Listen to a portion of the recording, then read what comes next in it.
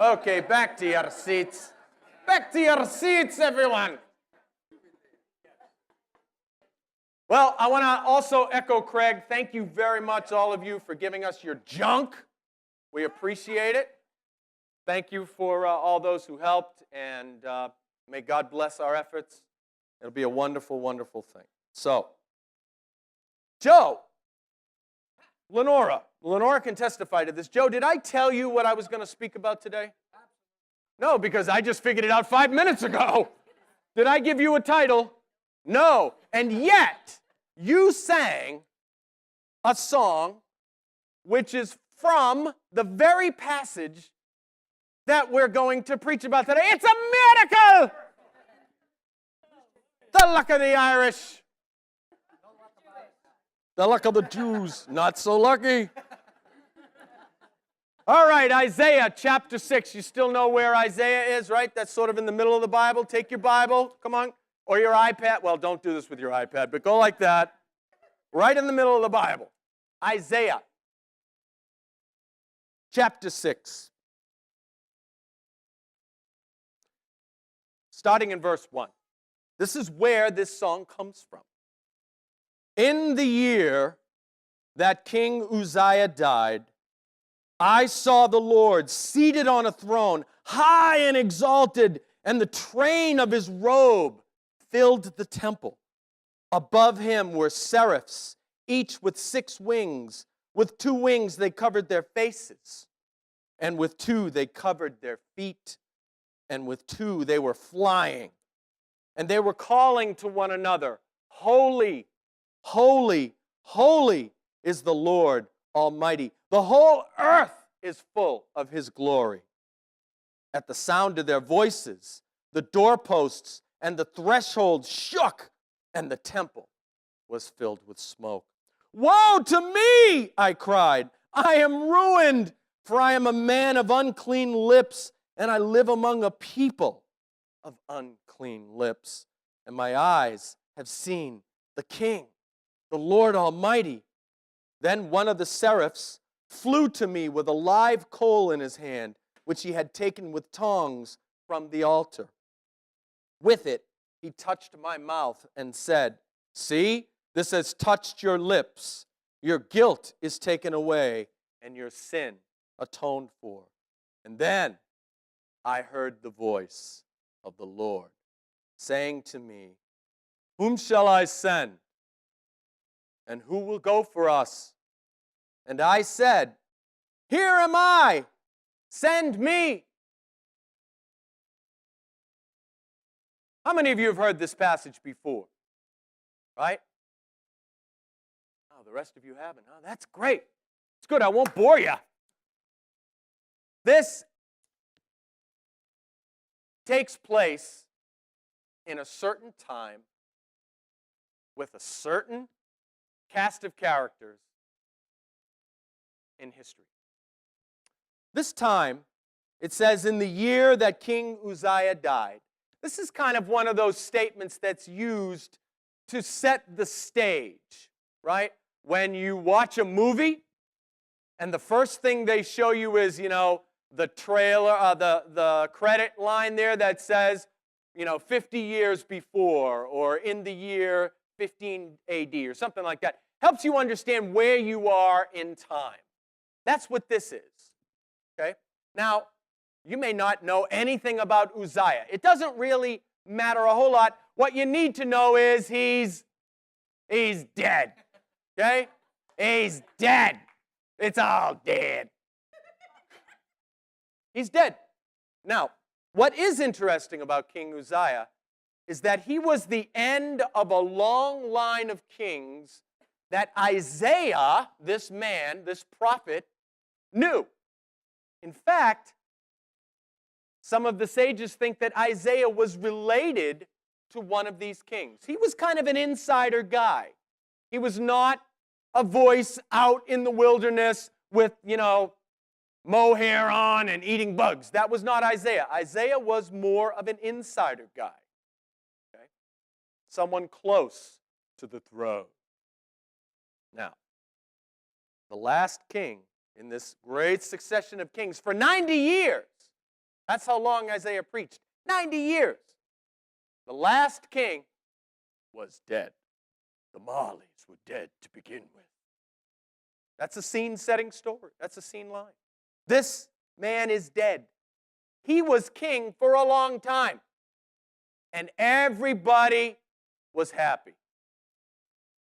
Because under his leadership, the nation prospered.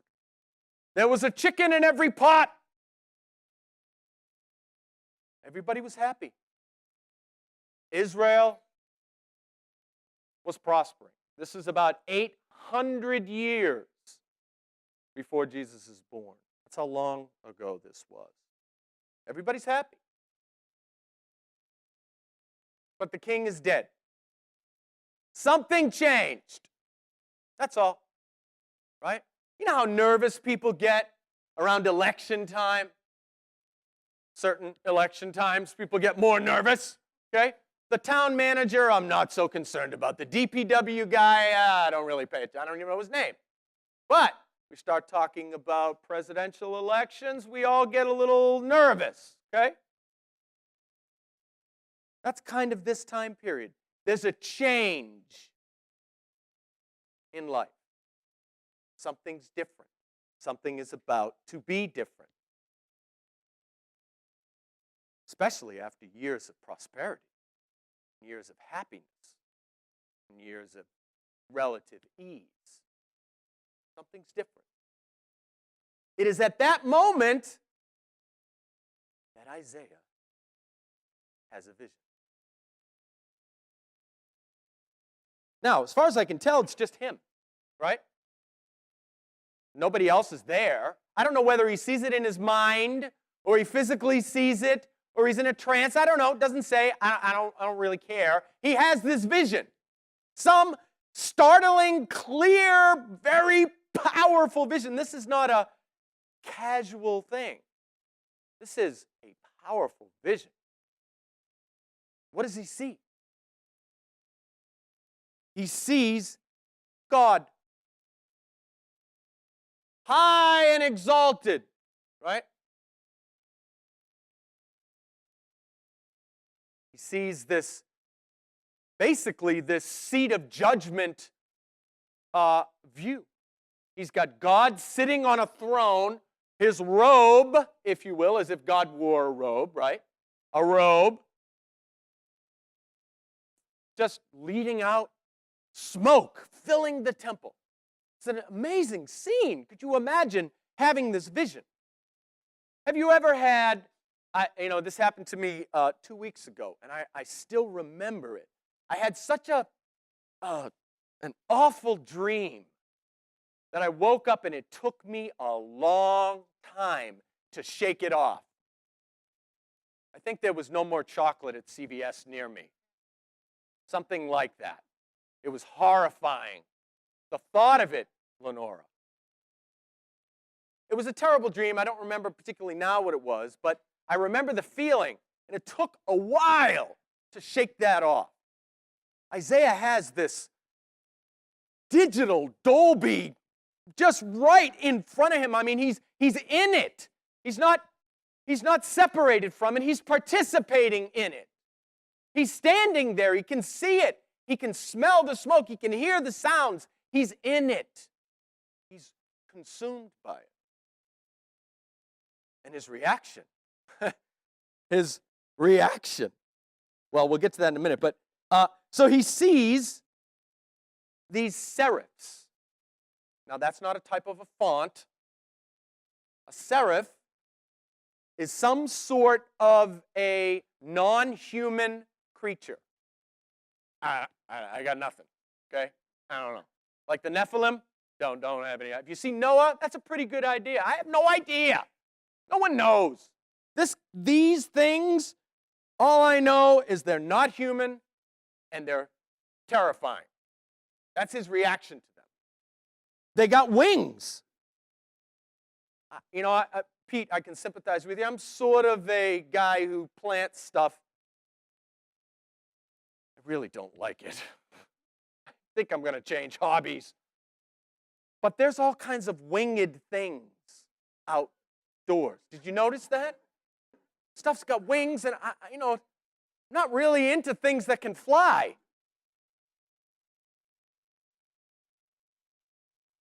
My wife says, why are you so afraid of bees? Because they can fly, and they sting, and they're wicked fast. This is the worst part about the bee, that is when it comes in and it's looking at me. You know when it does that? It's kind of trying to figure out, whoa, are you a flower? I don't like you. Nyah! These things had 6 wings, 3 pairs of wings. That's kind of freaky, don't you think? Well, they had them on the top, in the middle, and on the bottom. And what were they doing with their wings? And this is important. None of this stuff is by accident, okay? Believe me, if you know my people, none of this stuff is by accident. It's all got a meaning. This has got a meaning. With 2, they covered their eyes. With 2, they feet. And with 2, they were, that's just bizarre, okay? Not only do they got wings, they're not actually using them all the same way. They're independent mechanisms, like a dragonfly. You ever seen a dragonfly? That's a very odd little insect. It's got duplex wings like this, and it does this thing. It's crazy looking. And its head kind of, This must, I just want us to stop for a minute.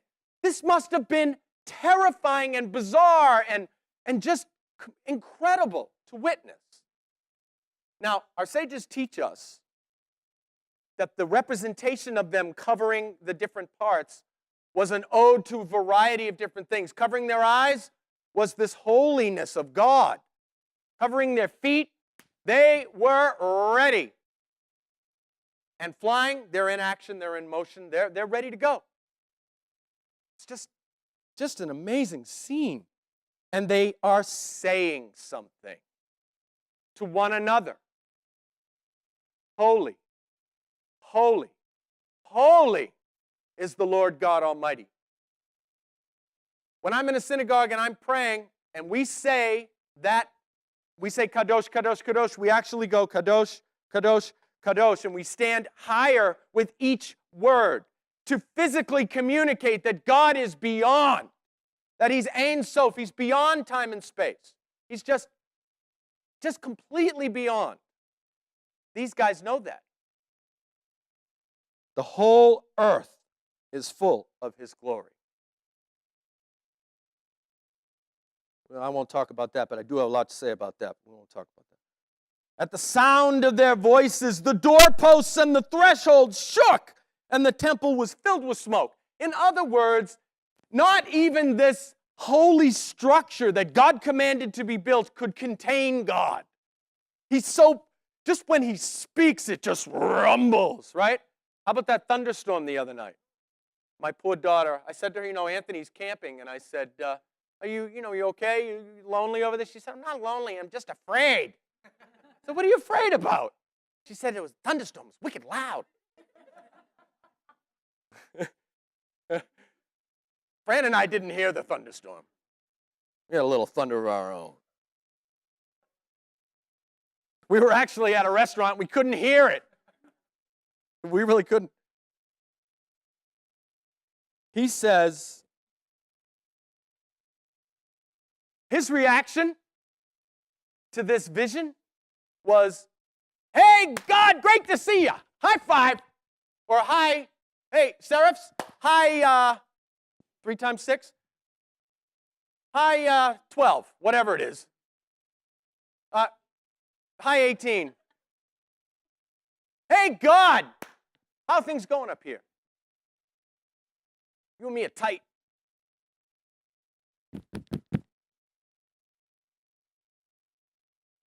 Not what he does. What does he do? He says, oh my goodness! His contact, by the way, I challenge you to find any biblical encounter with the spiritual and see a reaction like you think it's going to be. You think it's going to be, hey, God, how's it going? Hey, you and me are buds. Not a single one. They're all on their faces going, oh, no! Right? They all are. Because that's the truth. And that's what makes that so powerful. You must understand this in order to understand that. I am ruined, he says.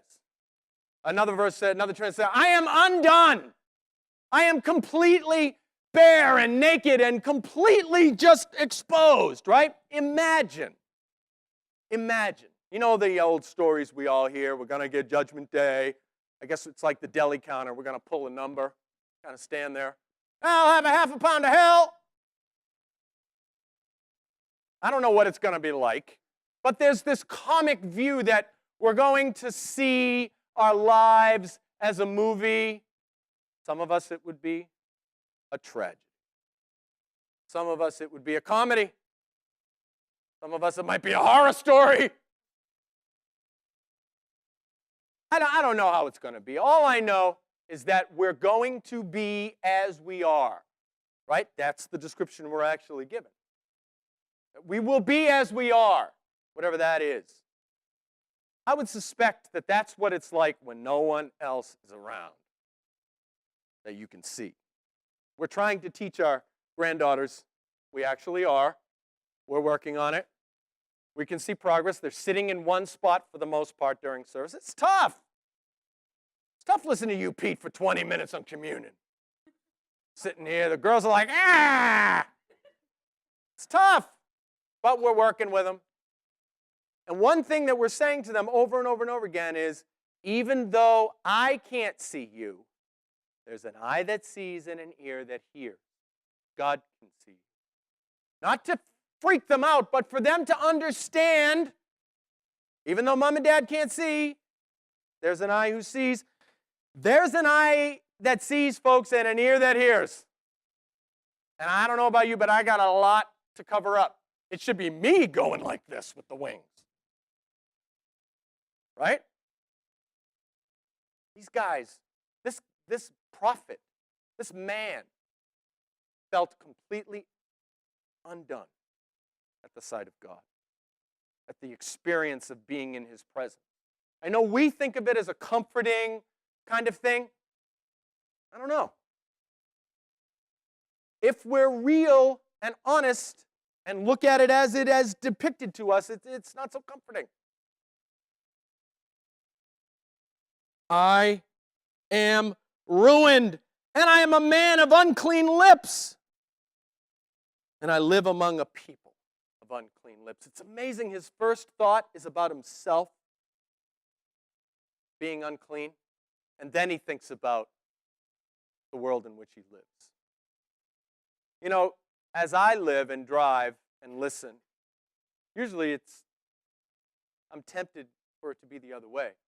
Oh, those, why can't they just? Oh, this world drives me crazy. Ah! People of unclean lips. Right? I feel that way. Isaiah felt that way. But it doesn't end there. Kind of interesting. One of these creatures goes to, I guess, some sort of fire pit. Hopefully they didn't have to put together the one I had to put together over this weekend. 400 little screws and bolts. It's a fire pit. Why does it need to be put together? And the instructions were written in China and translated in Georgia, both of which are foreign languages. This seraph picks up a live coal. Notice he doesn't touch the coal. What's he do? He uses a set of tongs.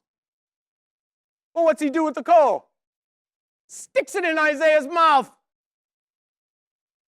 and says, be clean. Now your sin is atoned for.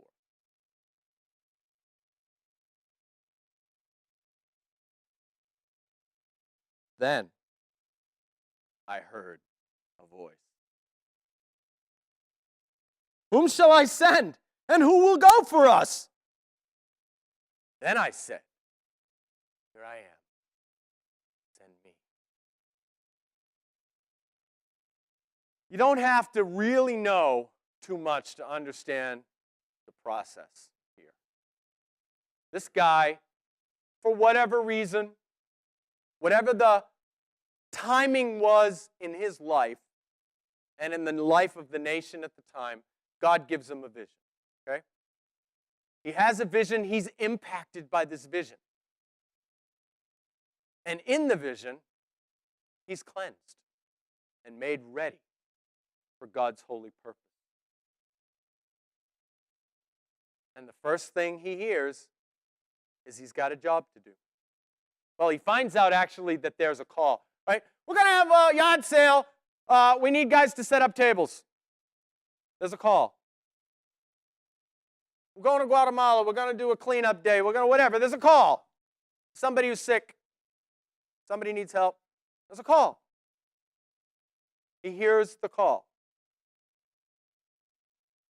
Then he says, here I am. That same process is what I went through and go through, and what you go through. You'll notice his vision was not for him. By the way, another one of these challenges, another biblical challenge. Are you ready? Where are my Bible scholars? Oh, they're out back. Let me go talk to them. I defy you to find a single event in biblical history where God speaks to a person and that vision is just for that person. That vision is always meant for the broader audience, whether it's the nations around them or them. This notion of personal spiritual experience, I get it, I understand it. I have a very close relationship with God from my point of view anyway, okay? I get that. I do the walk in the woods, I get it.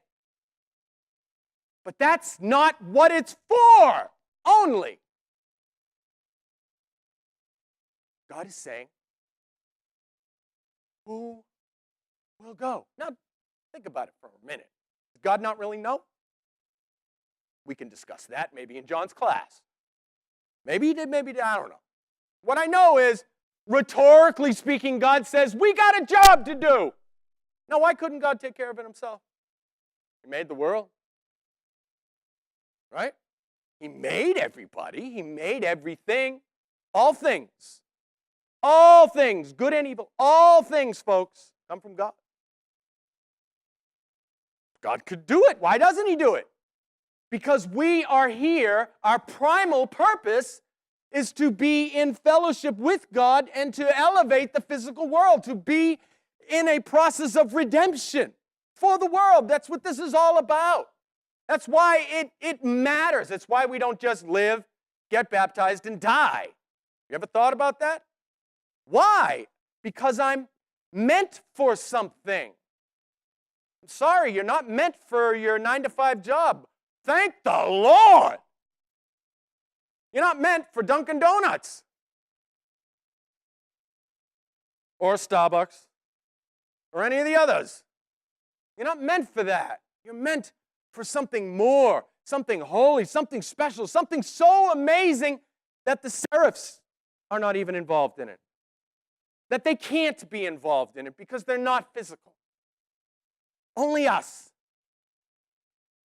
We're told we are just a little bit below that spiritual realm. We are the ultimate amalgam of spirit and body. Our body is not meant to be discounted and just, oh, forget that, that's the flesh. It's the flesh. Who made the flesh? Who wants you to use your body? Who gave you that intellect, that power, that ability, that smarts, whatever it is? God did. So what are you going to do with it? So Isaiah answers the call. He says, I'm right here. And you would think, okay, we got a speaker. It's all lined up. Isaiah's our front man. We're ready.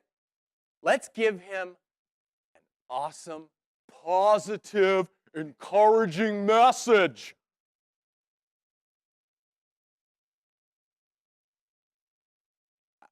the story continues.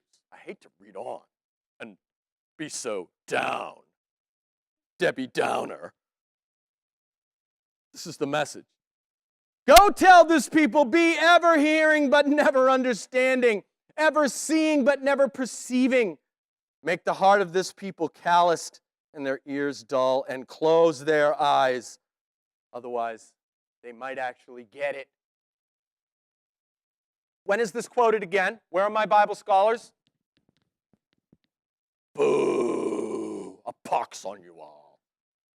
Ah, very good. Jesus said, the reason I tell stories is so people have to dig and ponder, and that it's not obvious.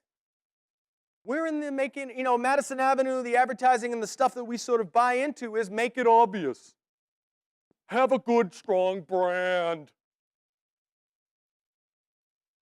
Actually heard that term here. We need a branding document. Come on. I understand putting our best foot forward. Love everything that we do. But at the essence, what attracts folks is not the stuff that we think attracts folks. That's just stuff to get out of their way. That's all that is. We won't talk about that. But he's not given a very positive, encouraging message. Now, again, this is not where the story ends. It goes on. This is chapter 6. This is one of the I think this is actually the longest set of scripture in the Old Testament. And one of the best preserved that we have. Incredible stuff. Incredible book. But there's another scroll burning temple scene that we hear about later. I want to sort of take this and turn it on its head. Okay? At the end of the New Testament is a book that none of us really have any idea what it's about. Let's just be honest. Okay? I don't know. Flying horses and stuff. I don't know. Like something my granddaughters would talk about. It's a mystical book written in a mystical style to a people who basically sort of kind of understood it. Okay? That's it. By the way, 2,000 years ago. So there you go. You can read into it whatever you like. But there is a section in there that sounds similar here. Strange why it should sound similar. I know why it sounds similar, Joe. Because they were all Jews, but we won't tell anybody that. They'll all leave. Revelation chapter 6. Chapter 5, actually. Then I saw in the right hand of him who sat on the throne a scroll with writing on both sides and sealed with 7 seals. And I saw a mighty angel proclaiming in a loud voice, "Who is worthy to break the seals and open the scroll?" But no one in heaven or on earth or under the earth could open the scroll or even look inside it. Same and yet different. Powerful. And this is a vision, by the way, John is having, right? Power and an extended vision. Like goes on and on and on. Okay? We have a throne room. We've got angels, things. We've got a guy witnessing this. We've got a loud proclamation. We're in trouble. We got a scroll. It's sealed up. Can't break it. The call goes out. We need someone to break it. No one on earth can do it. No one under the earth can do it. And no one in heaven can do it. See, Isaiah was able to answer that call. He was able to say, "Here I am." And here's where the power is for us. These next few verses. And I wept because no one was found who was worthy to open the scroll or look inside. Then one of the elders, probably John, he's kind of nice. He's the one everybody goes to. Then one of the elders said, "Knock it off!" No, he didn't say it. That would have been. He says, "Do not weep. See, the Lion of the tribe of Judah, the root of David, has triumphed. He is able to open the scroll and its 7 seals." There's a scroll. There's a mission. It needs to happen. God's looking for someone. This mission is bigger and broader and deeper and more fundamental. It is the essence of what Christians believe. What Christians believe, and this is, I don't know if you know this or not, but what Christians believe is that our relationship with God occurs as a result of our sins being atoned for through Jesus' blood. Okay? That's what Christianity is. Everything else is the application of Christianity. That is Christianity. Okay? It's not the bells and the smells and the songs and any of that. Everybody's got that. We say we are not able to open the scroll. We cannot open the scroll. There's no one who can open the scroll. And God says, here is how the scroll gets open. And of course, it's Christ. Okay? That's our message. That's all the rest of the stuff about fellowship and great friends. And honestly, you guys really are Fran and I's family. And I thank God for that. But that's not what makes me a Christian. That's not what makes me in a relationship with God like I have. This is what does that. And that's why Christians are not about social justice only. That's why we're not about feeding the hungry only. That's why we're not about people feeling good only, visiting the sick only. This is the fundamental, foundational principle of Christians. Okay? The scroll was opened for us. And now here's where we fall off the rail. That's where we leave it. And we can't. And just like Isaiah, after this scroll is opened, you would think it's party time. Scroll's open! Scroll party! It's opened! No. What happens after they open the scroll? Uh-oh. It ain't no unicorn. We got 7 horses, 7 different colors, and they're not happy. Okay? They're doing all kinds of things. A quarter of the earth this and a quarter of the earth that. I want you to understand that our message of redemption does not mean that the world is a happy, nice place, or that somebody, after receiving the message of redemption, suddenly has no problem, or suddenly has it all straight. Talking about a rough and tumble life for all of us. Okay?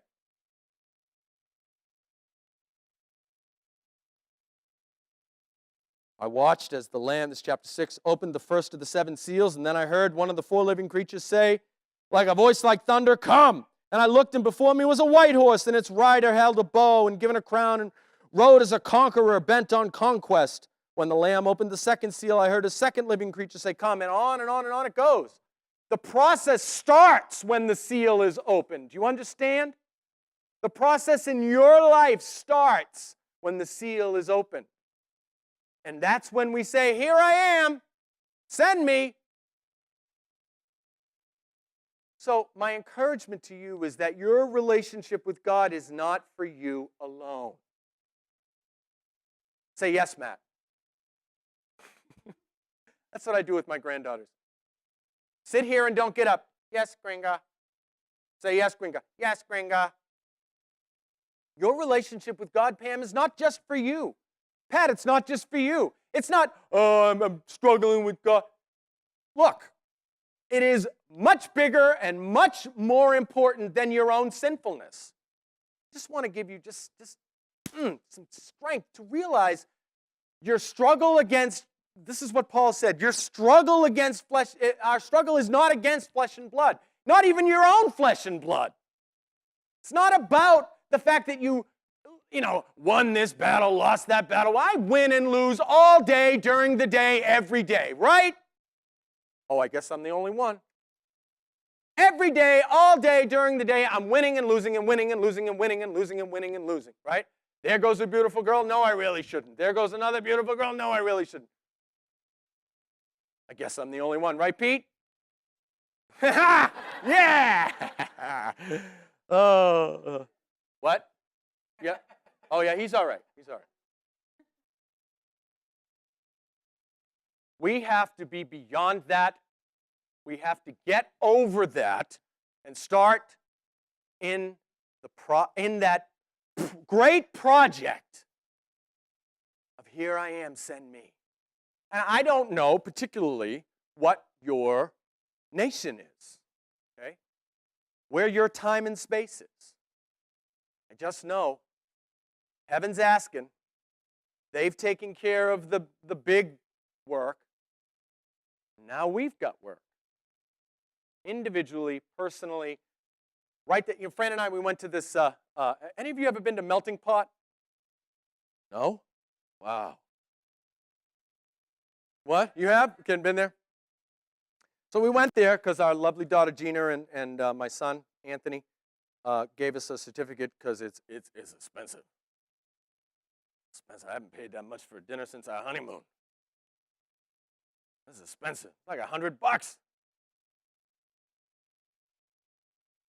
Yeah, believe it or not. And I felt kind of retro. I'm standing there, I'm like, I have seen 100 of these. This probably went out there in that yard sale. These fondue sets. It's just kind of weird. I thought I should wear platform shoes. It was strange. But anyway, so we ate. It was great and all that. But the waiter, he comes over, gay as they come, he comes over and, can I help you? So I'm talking to him, whatever, okay, so let's chat. And I said to him, I said, I have the distinction of being able to preach on Sunday. I said, what do you think I should talk about? And he went on for a little bit thinking about it. I said, tell you what, why don't you go back and think about it? He came back, and he gave me a subject. I didn't use it, but that's it. Simple. He's right there. I'm right here. Easy. No more than, 2 minutes interchange? There it is.